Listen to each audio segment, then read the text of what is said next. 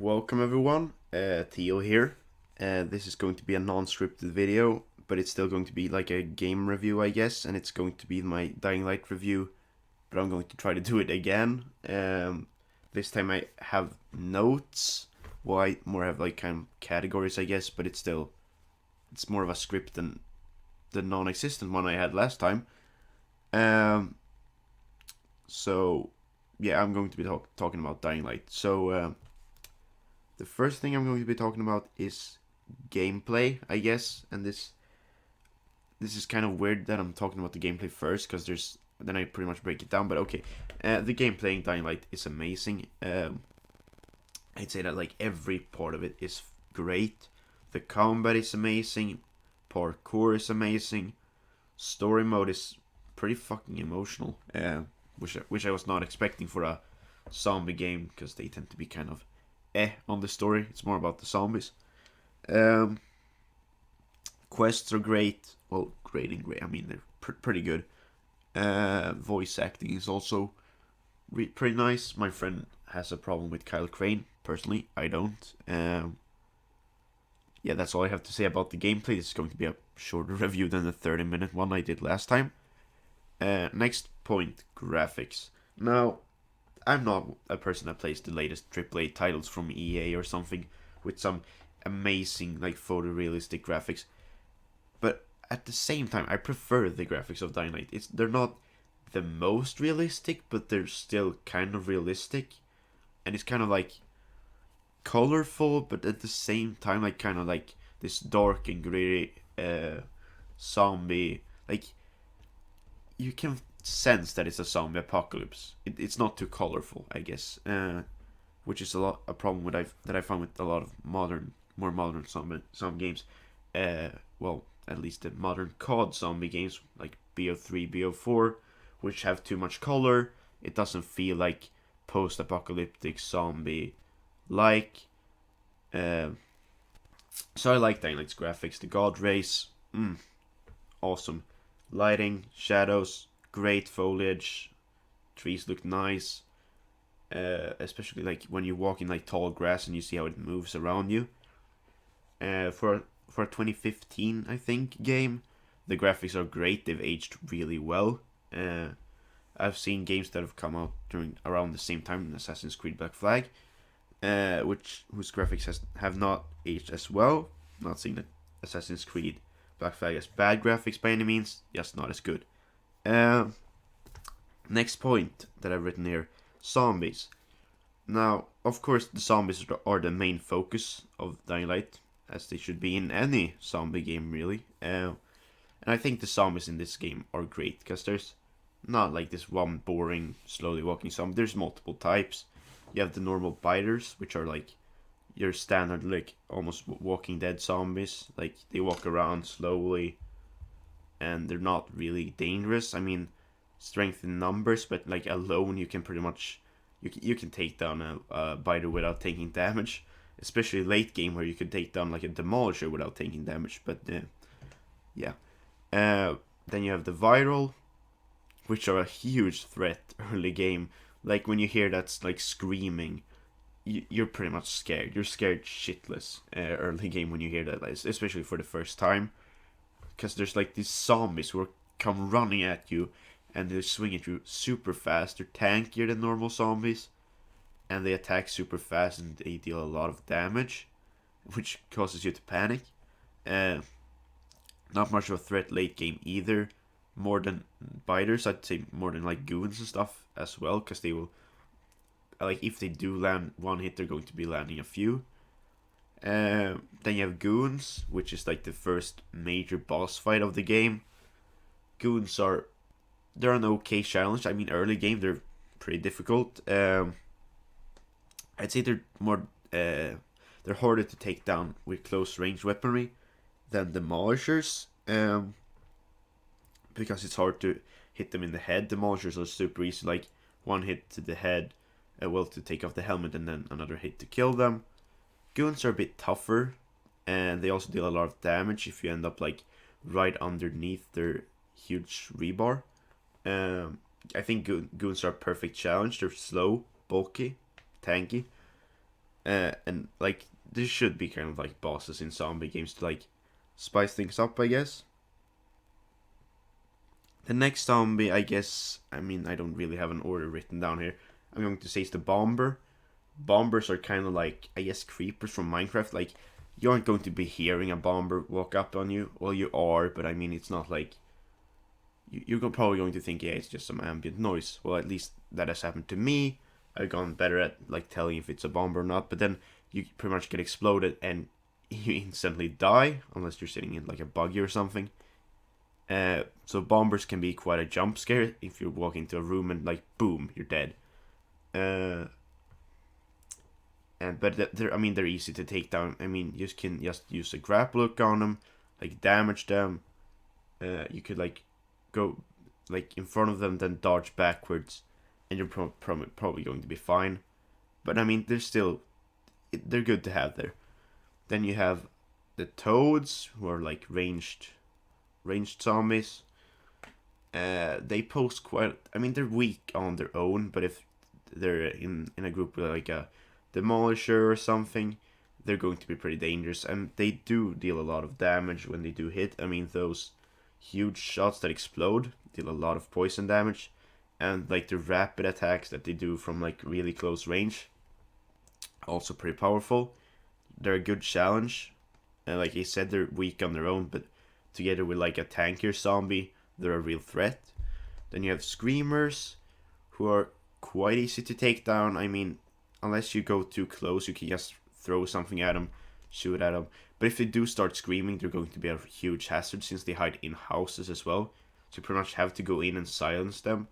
And even while you're like silencing them, they're still going to be dealing some damage to you. And then you have the Demolisher, which is kind of like one of the main zombies, I guess. It's one of the bigger boss fights. There's a lot of Demolisher boss fights. There's like Behemoth and Hauler and in the following, and then there's Sergeant Deathrow in the Haram prison, and then there's the Pit Demolisher, and then there's normal Demolishers. Now these are also a challenge. I mean, they're tanky. They're like probably the tankiest zombie if you're just doing body shots. Headshots, they're easy to take down. Like one arrow from a good like a Bosec bow. With upgraded bow damage can one shot them. Same with like a shotgun or probably a pistol, or a compound crossbow. But early game, these guys are probably the scariest thing you can find. Then you have the viral. These are probably, I guess you could say, the icon of Dying Light. Now, these only come out during the night or in really dark areas, because they're weak to sunlight and it kills them. But these are also a huge hazard. Not that you're going to be out during the nighttime a lot. At least I don't find myself going outside. But these guys are tough. They can pounce on you. And then there's more armored versions that are like as tanky as Demolishers almost, but they won't knock you down with each blow or something. So I'd say that if you're standing close range and just punching them in the stomach, they're still going to be easier to take down than a Demolisher. But that doesn't mean that they're harmless. And they can spit on you like a toad, but they do deal more damage with their spit, like in the 30s, 40s, I think, for the stronger volatiles. And the last special type of infected is the Night Hunter, which is like a multiplayer. It's controlled by a human. So these guys are extremely tough. They have some abilities. They can pretty much use a snare on you, which will insta-kill you. They can pounce on you. And the only way to really protect yourself from a Night Hunter is using UV light. But they have a lot of mobility. Like, they have more than Crane with a grappling hook, pretty much. And they're a huge challenge to take down. But they're a fun challenge. Next note I have here, weapons. The weapons are great. I mean, they feel nice. You have the smaller one-handed blades, like knives, machetes, cleavers. They don't deal as much damage as the larger blunt weapons, but they're fast and they can like slit some, like they can chop someone's head off super easily. Well, not knives, but like cleavers and machetes and like safety blades, which is really fun to see. and it feels super satisfying to like have like a 3,000 damage safety blade or 4,000, 4,500, and just like fucking take off their entire head, and you can like take off multiple heads with one swing as well. Then you have the two-handed weapons, like you can have like great swords and katanas. Now, these are super good at slicing zombies like in half. They deal more damage than the smaller blades and attack slightly slower, but with slightly greater range. And then you have the like super blunt two-handed. You have the like the hammers, two-handed hammers, sledgehammers, pretty much. You have I don't remember what they're called, like a bulava. No clue what that is. It's just like a big round metal ball. I guess it's some medieval thing. And then you have two-handed axes, or well, they can be like yeah. And these things are extremely slow but super powerful. I mean, you could punch a zombie and they would just like split in half, and it's probably a one shot on most zombies late game. Like you could punch some boss zombies even, and one shot them. Now, I like the weapon mechanics as well. The fact that weapons like start getting broken, it can be annoying because you have this weapon you love. You have 3 king upgrades on it, and you have a toxic reaper. But then it breaks. Kind of sucks. But it's still a nice mechanic. I love how you can see that like the weapon has been used depending on its durability. That when it's like completely broken, it's barely a sword anymore. And when it's completely new, you can see, yeah, this is a katana. So I like that, and I also like how weapons like scale with your level, and new types of weapons will appear later on in the game as well. So like early game, you're going to have like a table leg. They say late or early. Anyway, in late game, you're going to have like this katana with like 4,500 damage, like boom, dead. Can kill like bosses with one hit. Which is pretty fun. Just run around and kill zombies for hours. I've done it. I think I spent 12 hours in one session on Dying Light once, just running around and killing zombies in Old Town. It was really fun. Next thing, parkour. And I think the parkour system in Dying Light is great. It's kind of like a first-person Assassin's Creed almost. Slightly more mobility. I mean, you're really fast at running. You have a grappling hook. There's the what is it called? It's the glider. Pizza suit is what it's called. Yeah, which is not that great for mobility, but it's still mobility. And then you have potions to make you run faster. Like there's a lot of, you can climb up a lot of things on buildings. It's really fun. Like it's also fun to sometimes just run around on the house, on like the rooftops in Old Town or slums or something, and just like grappling hook, using the grappling hook and stuff. It's really fun to do that as well. I think the parkour in Dying Light is amazing. It's really fun. It's one of the few games that I could actually spend like an hour just running around doing nothing, which is pretty cool. It's not a lot of games that like are fun if you do that. Next thing is open world, and Dying Light is open world. You can run around pretty much wherever. Well, not wherever. I mean, the maps do have borders, and some places houses are inaccessible, but most houses can be entered. Which, unlike let's say GTA, I can't comment on GTA 5, but like GTA 4, there's like only these select houses, like these restaurants and stuff, that can be entered. Pretty much all houses can be entered here and looted. And you have 3 maps. Well, you could say 4 because you have like the chemical waste thing with the submarine or whatever that you go to, like one mission for the antenna thing. But like you have the 3 main locations. You have Old Town, slums, and then you have the countryside. I was going to say the following, but that's the name of the DLC. So the slums is kind of like this poor district, like a lot of smaller houses with like these plastic roofs and like wooden like board roofs and like metal scrap roofs, stuff like that. like it's a really poor district. Like pretty, like really poor. But the houses are fun to run around and search. Think this slums is the most charming location, due to the house design and all of that. There's still like these like restaurant cafeterias were really charming with like like kind of hedges, like down by the docks. There's this red, I don't know what it's called, but it's kind of like this restaurant thing that I found to be pretty beautiful, despite the fact that it's in a super poor district. Then you of course have Rice Tower and the Tower, which stand out in the slums because it's pretty much like more industrial houses, like these massive apartment complexes, pretty much. So it's not just like this beat down small houses. There's like bridges and stuff as well. Then you have Old Town, or Sector Zero, as it's also called, which is like this more fancy, like old, I would say like 17th century,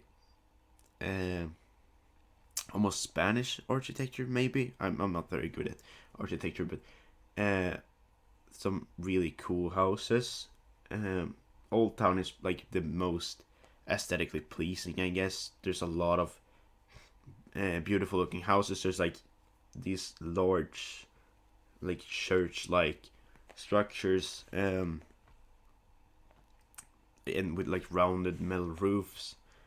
And Old Town is like, I'd say, yeah, it's a pretty beautiful place, especially if you're running like down by the coastline, and there's like these cliffs, and then there's like this blue beautiful water, that you can like jump down to and die if you want to, which is, I mean, Old Town is like the best place to just, if you're just going to run around. Old Town is the place to do it.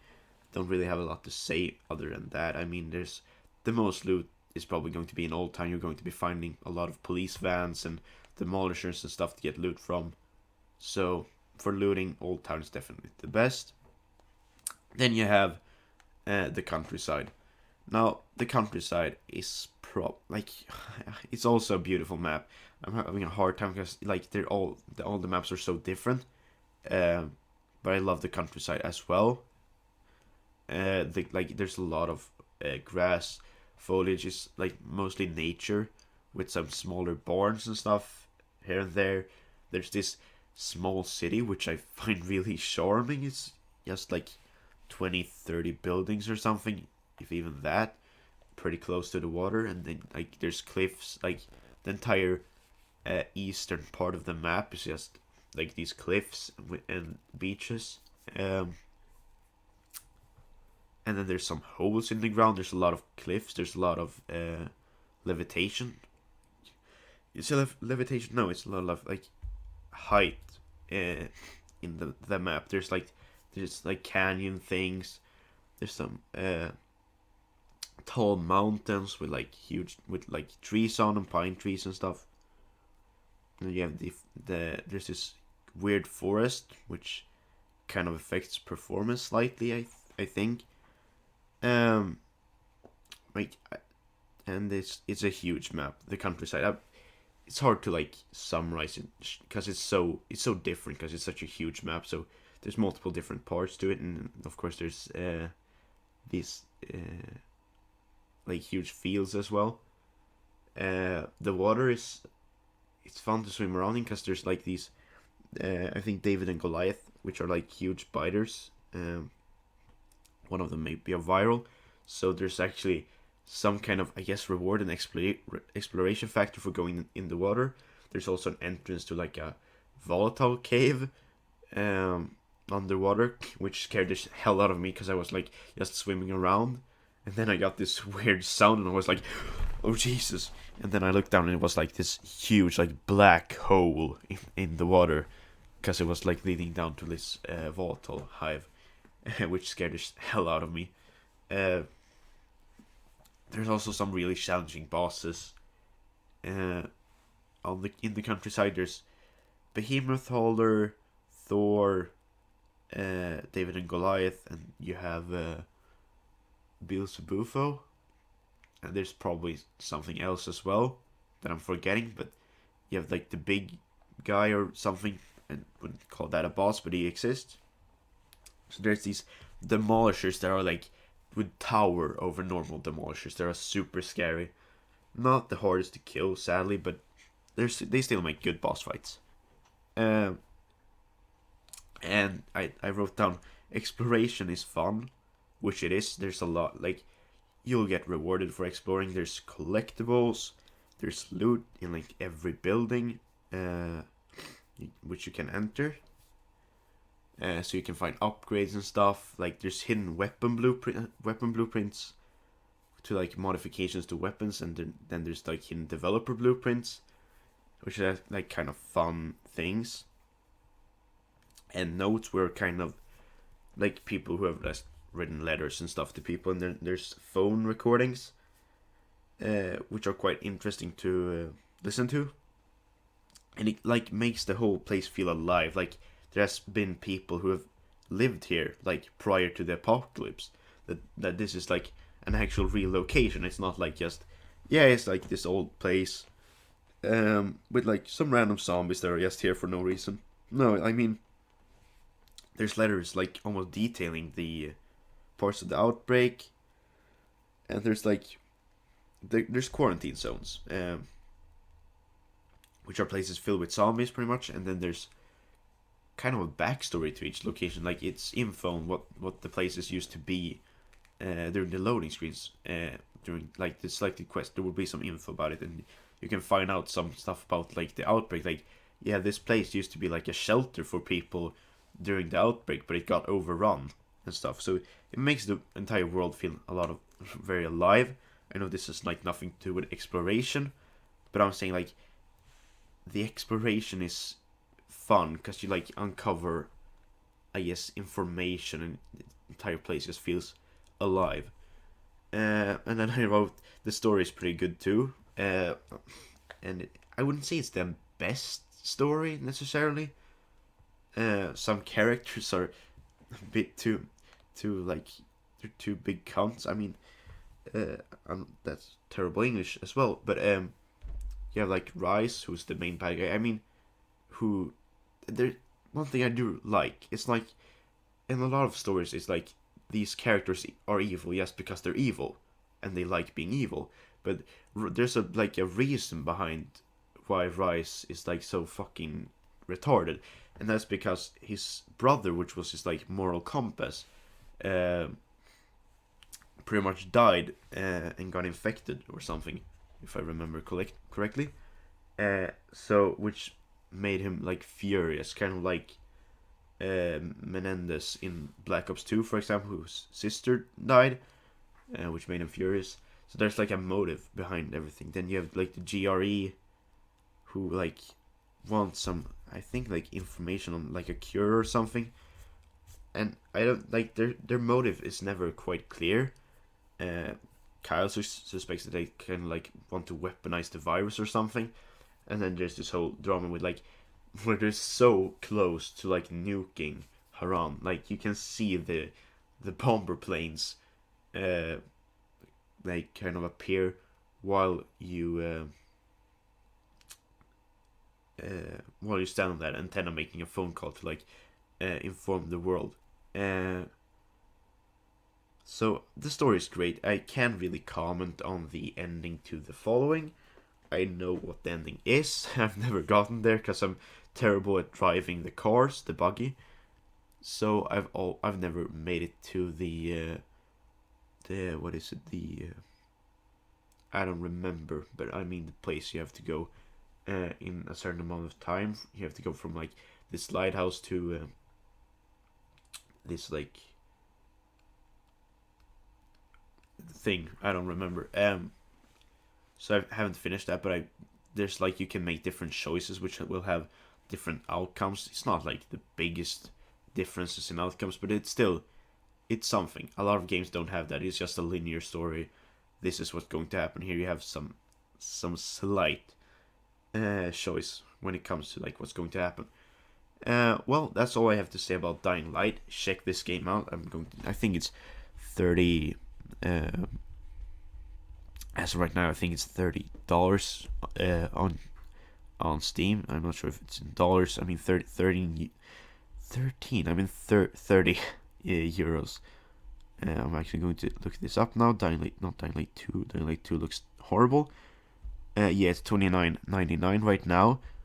But if you're going to buy like the full edition, like Ultimate Collection, or no, the enhanced edition, it's going to be $49.99, which is definitely worth. I bought it on sale, but I would still pay the full price, like $50. It's definitely worth $50. I mean, it could be worth 100 for a game that is this good. The only complaint, I shouldn't have said this late in the video, but that is like poor optimization. That's my theory anyway. I have an RTX 2080 Intel Core i7 9750H, 2.6 gigahertz, which I overclock for playing this game, and 32 gigs of RAM.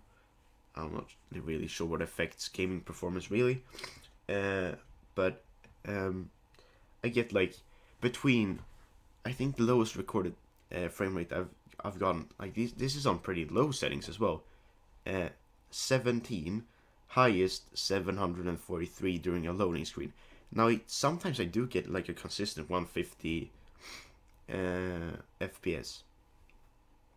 Not sure why. Yes, sometimes when I start the game it runs worse than it should, but it still runs nicely.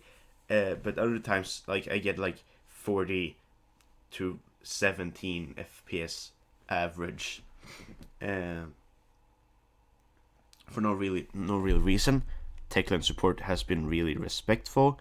Not the greatest customer support experience you could have. Probably the best I've had from a gaming developer, because most of them tend to be like, no, and like Gameloft support for Ordering Chaos still haven't replied. I sent them an email from like August 2-3 years ago, and they still haven't replied. So, but I mean that doesn't have anything to do with the game really. Well, the optimization does, the support doesn't really. Well, that's all I have to say. Check out this game, even if it will run like ass on your system, like it does for me. I don't know why. And I'll see you in the next video. Bye.